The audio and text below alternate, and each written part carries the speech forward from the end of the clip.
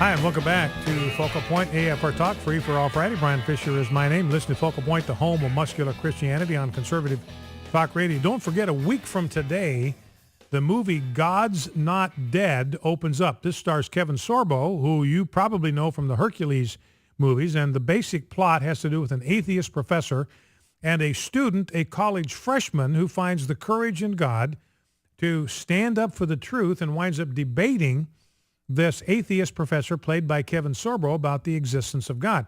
By the way, I read this morning that Willie and Corey Robertson from the Duck Commander crowd, Duck Dynasty crowd, are a part of that movie. So that opens a week from today. It's going to be a family-friendly, truth-packed movie. Encourage you to make plans to go see that.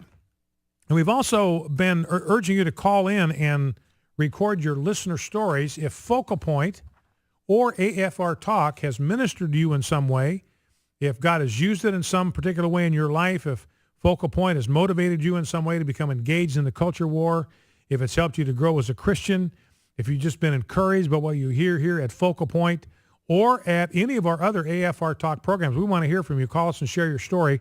Write the number down. You can get a direct access and record your story. We might be able to use it during Share-a-thon, which is coming up in April 8, 9, and 10. Phone number is 877-876-8893, 877-876-8893. Record your story. We may use it during Share-a-thon. Now, I want to brag on my home state of Idaho, because Idaho may be the first state in the union. I don't know the facts on this, but I know it's a very small number of states that have authorized the carrying of weapons, concealed carry, on college campuses. And the Idaho legislature passed a bill that provides for that. Governor Butch Otter signed it into law, and it will take effect on July 1. So starting July 1, if you have an enhanced carry permit that requires some extra training, or you're retired law enforcement, you will be able to carry a weapon on a college campus. They still got restrictions about dorms and football stadiums, but on the campus itself and classrooms and so forth, you can carry a concealed weapon, which is going to enhance campus safety. I'm going to guarantee you that if the word gets out that the bad guys know that people on the Boise State campus are carrying concealed, trust me, that's going to be one of the safest campuses in the United States, because the bad guys are going to say, look, I don't want to take a chance. Somebody might shoot back. I go in and start shooting up a classroom, that professor could pull out a handgun and blow me away. Or a student in the class could stand up and blow me away. So it's going to enhance the safety of every college campus in the state of Idaho, even though the college presidents, all of them, there's 8 colleges in Idaho, they all showed up and testified against this thing, but the legislature, doing the right thing for the citizens and the college students of the land, went ahead and passed it into law. And here is NBC. Now, of course, the only story that NBC does on it features a guy that is opposed to campus carry. Let's listen, clip 9. Now to Idaho, where the governor has now signed a bill that will allow guns on college campuses. It's a controversial measure that's generated a lot of debate and an eye-opening letter from one professor. At Boise State University, Greg Hampikian is a DNA expert suddenly diving into politics, concerned about plans to allow guns on college campuses. He recently wrote a satirical letter to Idaho lawmakers, published in the New York Times and headlined by a shocking question. When may I shoot a student? When may I shoot a student? Right. That's provocative. It's serious as well. He asks, if I'm working out a long equation on the board and several students try to correct me using their laser sights, am I allowed to fire a warning shot? Do you have any concerns about your safety if this passes? No. That just cracks me up. You have any concern about your safety if this passes?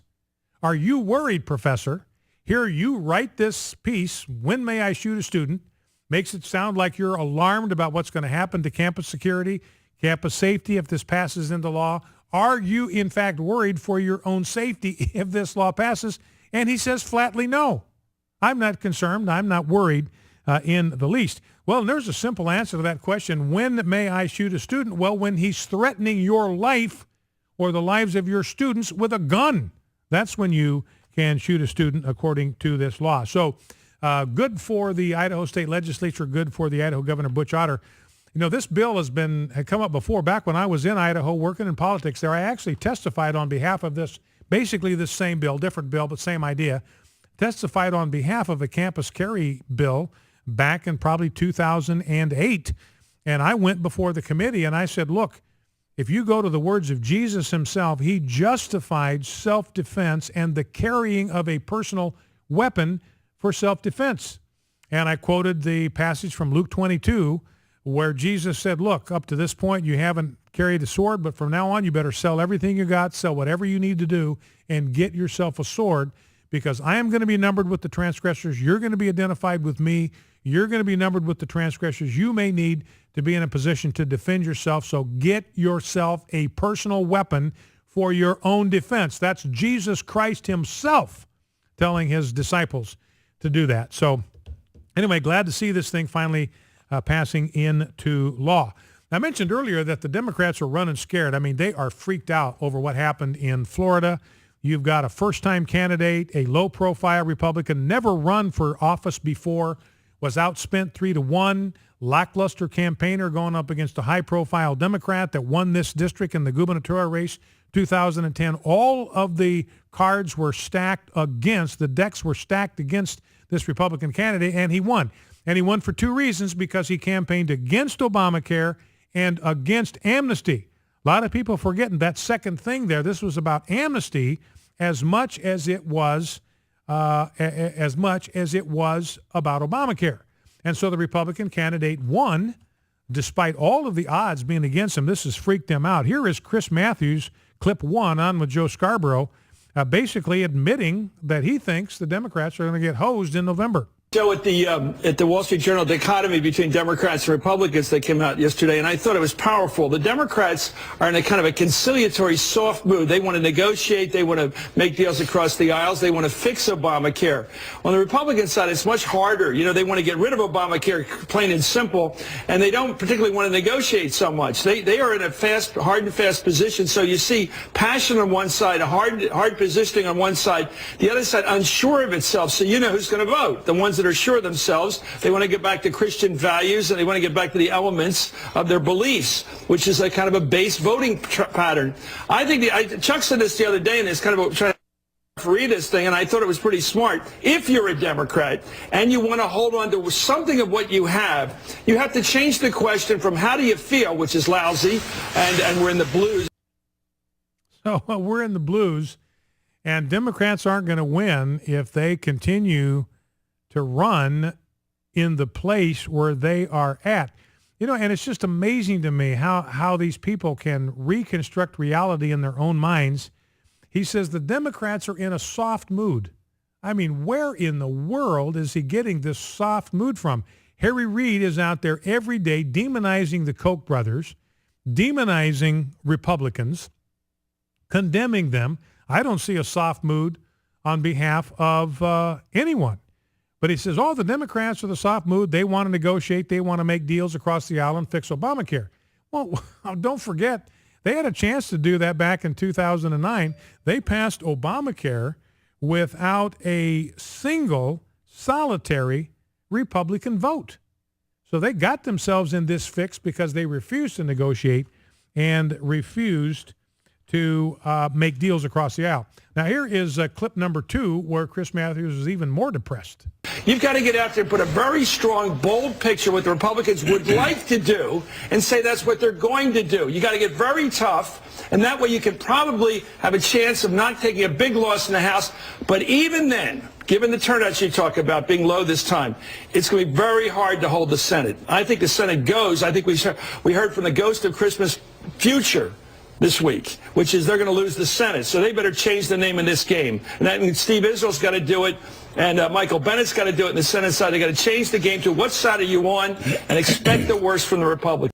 So Chris Matthews saying quite flatly, I think the Senate goes. It's going to be very hard to hold the Senate. They are going to lose the Senate. So again, ladies and gentlemen, this is not a time to be discouraged. I mean, this is a time to have a sense of optimism that we could have more conservative control of the United States Senate in November. And, you think about the Democrats passing that bill. They didn't cross the aisle. They didn't negotiate. They didn't try to work out deals with the Republicans. They just passed it, and they didn't even read it. They didn't even read this bill. They were so disinterested in any kind of deal-making or law-making that they passed it without even reading. Remember, you got to pass it to find out what's in it. Now, here is Chris Matthews clip number 3, and I want you to listen to this carefully because what you're going to hear here is unabashed liberal elitism. Listen to Chris Matthews. Whose side are you on? Because this is a nasty business politically. It's no joke going out there as a Democrat this year. No joke at all. People are angry. They're looking for places to show they're angry, looking for somewhere to blast away at the way things are. Well, this election in Florida yesterday was about one word, no. Because no worked, it will be worked again from now till November. By all means, no. That's the Republican message this year. And why is it hard for Democrats to fight that? Well, for one thing, Democrats generally can see the complexity of our times. The polls show this. They don't think they have all the answers. They'd like to see some deal-making between the parties and across the aisles. 2, the Democrats know that the health care program, as it's been put out there, could be improved. They're thinking about it. They're watching it. The Republicans, well, you don't really have to think much if you're just ticked off, do you? All you have to do is go to your basics, go back to cutting government spending, attacking health care, hating the president, and guarding your values. So that's Chris Matthews. And did you catch the liberal arrogance in there? I mean, it just reeking with elitist arrogance. He said the reason, you got to understand what he's saying. He says the reasons that Democrats are in trouble is that they can see the complexity of our times. So what does that mean? They're in trouble because the rest of us are too stupid to understand how complicated and complex life is. We're not bright enough to see what these enlightened Democrats can see. They see how complex circumstances are. These poor, benighted Neanderthal Cro-Magnons that live in the Appalachian Hills, they're too stupid to realize what's obvious to Democrats. And he says you don't have to think much if you are a Republican. If you're a conservative, you don't have to think much. And again, he says we hate the president. No, we don't. I don't hate the president. I don't hate Barack Obama. I just disagree with him and I oppose him. We don't hate him. We just think he's wrong. We think his policies are bad for the country, and therefore we have to oppose him. But disagreement, ladies and gentlemen, is not hatred. Dissent is not hatred. Back in 2.